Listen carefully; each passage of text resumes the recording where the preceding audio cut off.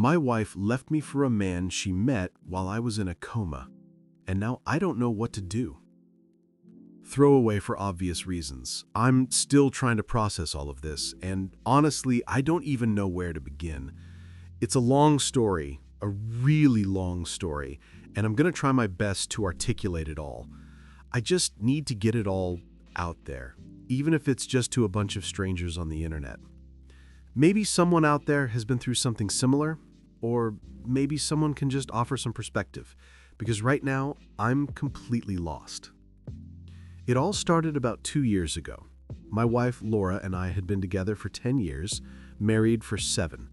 We were high school sweethearts, the kind of couple everyone envied. We had a beautiful home, 2 dogs, and we were talking about starting a family soon. Our life wasn't perfect, no one's is, but we were happy. Or at least, I thought we were. Looking back now, there were probably signs I missed, subtle shifts in her behavior, moments of distance that I brushed off as stress or just the natural ebb and flow of a long-term relationship. I work as a civil engineer, and my job can be pretty demanding, sometimes requiring long hours and occasional travel. Laura is a kindergarten teacher, and she's incredible with kids. She's always been the more outwardly social one, the one who planned gatherings and kept our social calendar full. I was more of a homebody, content with a quiet evening in. We balanced each other out, or so I believed. One particularly intense period at work, I was pulling all-nighters for weeks, trying to meet a critical deadline for a major bridge project. I was exhausted, stressed, and probably not the best husband during that time. I was physically present, but mentally miles away. She was understanding, or so it seemed. She'd bring me coffee, make sure I ate, and just generally tried to make things a little easier. I appreciated it, I really did. I just didn't have the energy to show it adequately. Then came the accident. It was a Friday evening. I was driving home, finally finished with the project, feeling a huge wave of relief wash over me. I was tired, probably more tired than I realized. I don't remember much. There was a sudden flash of headlights, a screech of tires, and then nothing. I woke up in a hospital bed, disoriented and in a lot of pain. The first face I saw was Laura's. She looked pale, her eyes red-rimmed, but there was an overwhelming sense of relief in her expression when she saw I was awake. She cried, hugged me tightly, and told me how scared she'd been. The doctors explained I had been in a coma for 2 weeks. 2 weeks. It felt like moments to me, but for her, it must have been an eternity. I had a concussion, a broken arm, several cracked ribs, and internal injuries that required surgery. It was touch and go for a while, they said. The recovery was grueling. Physical therapy, occupational therapy, the constant pain, the frustration of not being able to do simple things. Lorna was there every step of the way. She visited me in the hospital daily, even after her long days at school. She'd bring me books, talk to me about her day, just sit with me in silence. When I finally came home, she transformed our living room into a recovery zone, making sure everything I needed was within reach. She cooked all my meals, helped me shower, dressed me. She was my rock, my caregiver, my everything. I was so incredibly grateful for her unwavering support, her love. I told her constantly how much I appreciated her, how I wouldn't have gotten through it without her. I truly meant it. I fell even more in love with her, if that was even possible. As the weeks turned into months, my physical condition improved, but the emotional toll lingered. I developed some anxiety, a fear of driving, and I was still struggling with fatigue and occasional memory issues from the concussion. Laura continued to be patient and understanding. She encouraged me, pushed me when I needed it, and comforted me when I felt overwhelmed. During this time, I noticed a new presence in our lives, a man named Mark. He was one of Laura's colleagues, another teacher at her school. I had met him briefly a few times at school functions before the accident, just a casual hello and how are you. After the accident, he started showing up more. He'd bring Laura casseroles, offer to help with yard work, or just check in on her to see if she needed anything. Laura explained that he was just being a good friend, that the school community was really supportive after my accident. I didn't think much of it. I was grateful for the help, honestly. I was still pretty dependent on Laura, and any extra support for her was welcome. He'd come over to help with things I couldn't do, like changing a light bulb or fixing a leaky faucet. He'd even bring over movies for us to watch as a couple, or board games.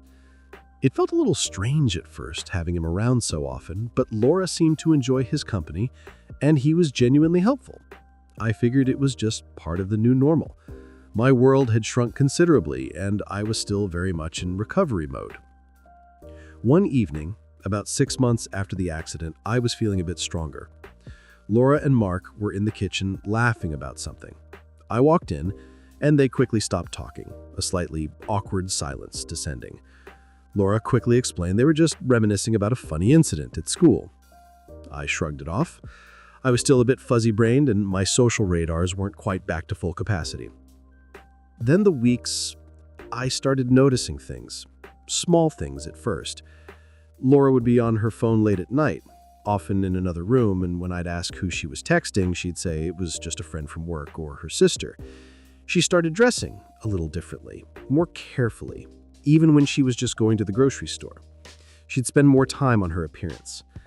I attributed to her getting back to a sense of normalcy, wanting to feel good about herself after a stressful period. Then came the work events. Laura started having more evening meetings, professional development seminars, or school fundraising dinners. She'd come home later than usual, sometimes with a faint scent of something unfamiliar, not her usual perfume, but something more musky, a scent I couldn't quite place. When I'd ask her about her evening, her answers would be vague, sometimes a little defensive. She'd get annoyed if I asked too many questions. One Saturday, she told me she was going out with some colleagues for a team-building exercise. She was dressed up, looked beautiful, and seemed excited.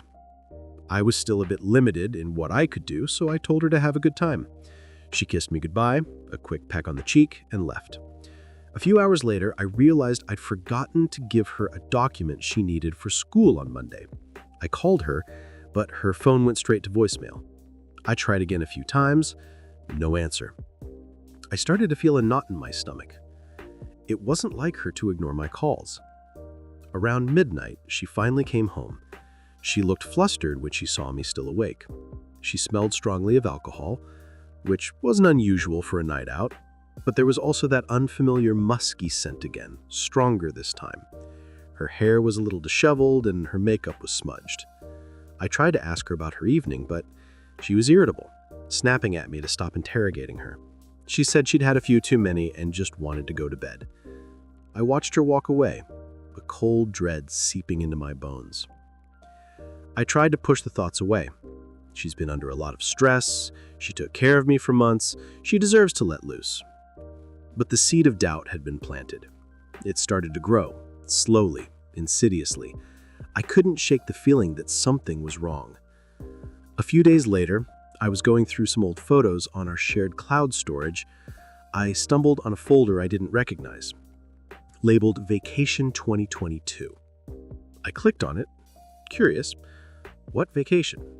We hadn't been on a vacation in years, not since before the accident. The photos loaded and my blood ran cold. They were photos of Laura and Mark. Not just friendly photos of them holding hands, arms around each other, laughing intimately. There was a photo of them on a beach, a tropical sunset behind them, and Mark was kissing Laura's forehead. My heart felt like it had been ripped out of my chest. The dates on the photos coincided with the 2 weeks I was in a coma. My wife, my Laura, had gone on a vacation with another man while I was fighting for my life in a hospital bed. I felt a wave of nausea, a dizzying sense of betrayal. It was like the accident all over again, but this time the impact was purely emotional, and it hit me with even more force. I sat there, staring at the photos, tears streaming down my face. All the gratitude I had felt for her, all the love, it started to curdle into something ugly and painful. When Laura came home that evening, I confronted her. I showed her the photos, my voice shaking. She looked at them, her face paling. She tried to deny it at first, tried to come up with some elaborate lie, but I could see the truth in her eyes. The dam broke. She started crying, confessing everything. She told me that during those 2 weeks I was in a coma, she had been a wreck. She didn't know if I would live, if I would ever wake up.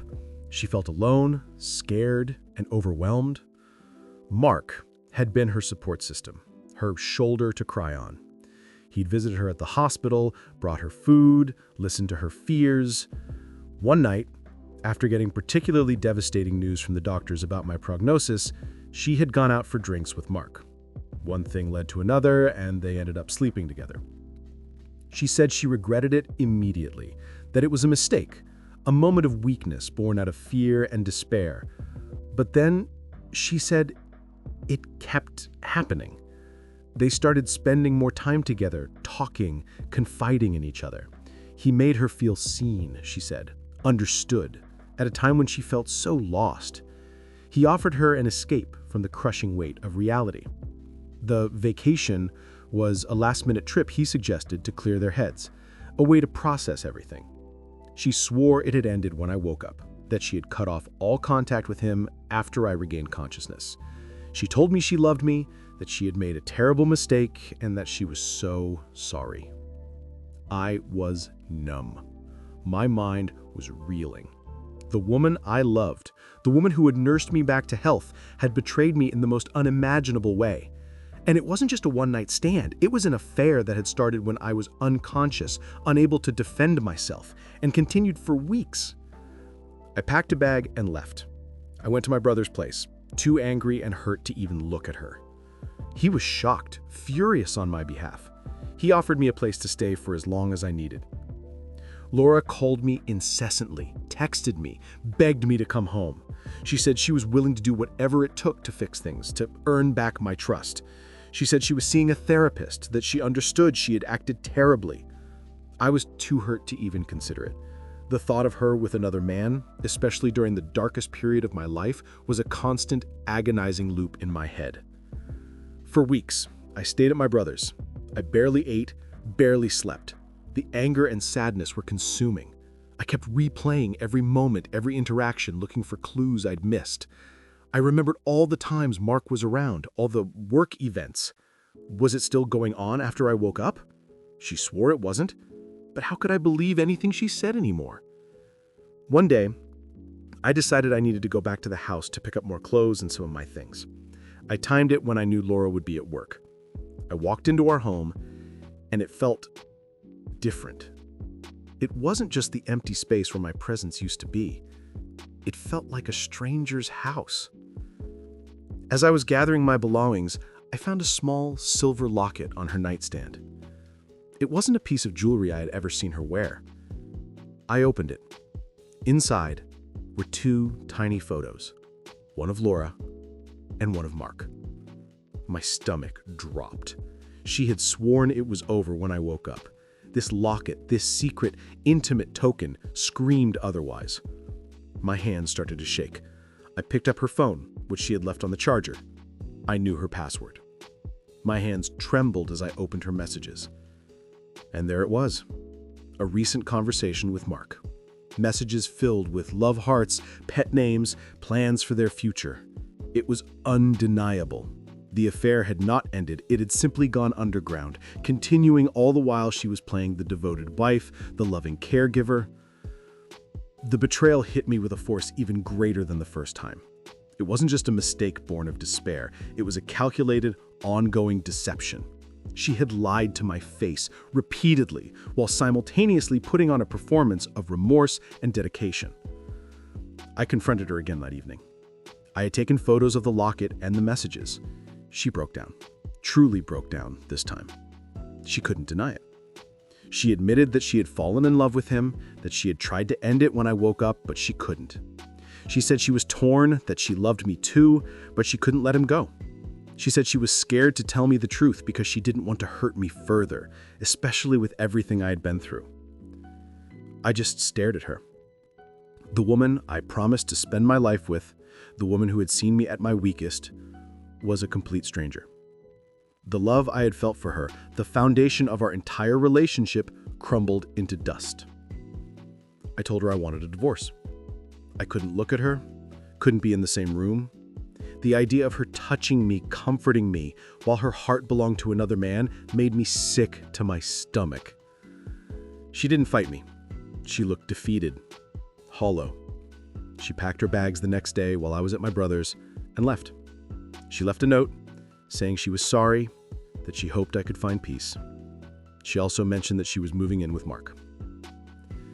And that's where I am now. My house feels empty, haunted by memories of a life that was a lie.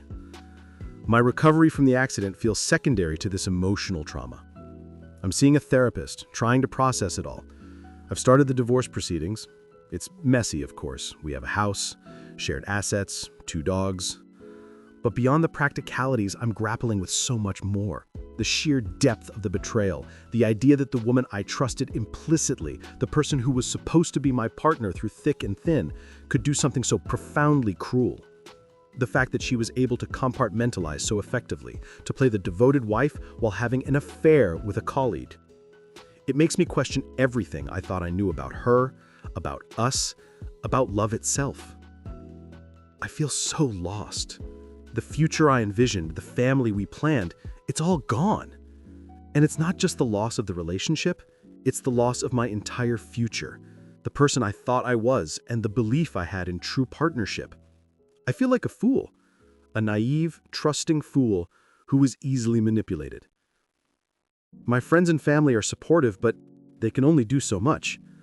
They're angry on my behalf, but they don't understand the hollowness, the complete shattering of my worldview. How do you move on from something like this? How do you trust anyone ever again? How do you even begin to rebuild your life when the very foundation it was built on was a lie? I'm struggling with anger, with profound sadness, and with a sense of utter disorientation. I don't know who I am without her, without us. The person I was before the accident, before the coma, feels like a distant memory. And the person I am now is just a shell, adrift in a sea of grief and confusion. I'm trying to focus on my physical recovery, on getting back to work, on finding a new routine. But every day is a battle. Every memory is tainted. Every quiet moment is filled with the echo of her betrayal. I reflect on the meaning of commitment, of vows, of what it means to truly be there for someone. Was I a bad husband? Was I so caught up in my work that she drove her away? I've replayed every argument, every missed opportunity, every moment of distance. But even if I wasn't perfect, does that justify an affair? Especially one that began when I was literally fighting for my life? I think about forgiveness, and I don't know if I'm capable of it. Not now, maybe not ever. The scars she left is too deep, too painful. I just want to find a way to heal, to pick up the pieces of my shattered life and find a path forward. But right now, that path feels shrouded in darkness. So, Reddit, here I am, laying it all out. Any advice? Any shared experiences? Any words of wisdom? I'm all ears. I just need to know I'm not alone in this agonizing mess. Update. 1 year later, finding my own feet. It's been a little over a year since I wrote that original post. I wanted to give an update, not because everything is perfect, it's far from it, but because I've finally found a path forward that feels real and, dare I say, fulfilling. The divorce was finalized 6 months ago. It was a grueling process, far more contentious than I would have liked, especially regarding the house and the dogs. I ended up keeping the house, which felt important to my sense of grounding and recovery. The financial settlement, while painful, allowed me to buy out her share and finally sever the last legal tie. The most satisfying part of the whole legal mess, however, was seeing the impact on Mark. When the truth of the affair, starting while I was in a coma, came out during depositions and through community rumors, his professional reputation was rightfully destroyed. The school board caught wind of a lot of the details. He was quietly let go from his teaching position, and Laura, who tried to defend him as a supportive friend, faced intense professional scrutiny and ended up resigning shortly after. They moved out of state, a final, definitive cut. It gave me a grim, quiet satisfaction to know their foundation was built on such public moral quicksand. My personal healing took longer than the legal proceedings. The first 6 months after the divorce were the hardest. The silence in the house was deafening.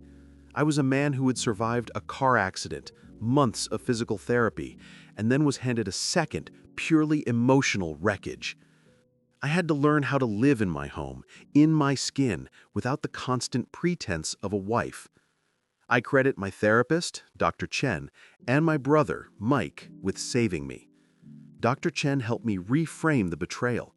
She pointed out that Laura's choices were a reflection of Laura's moral failings and fear, not a commentary on my worth as a husband or a person.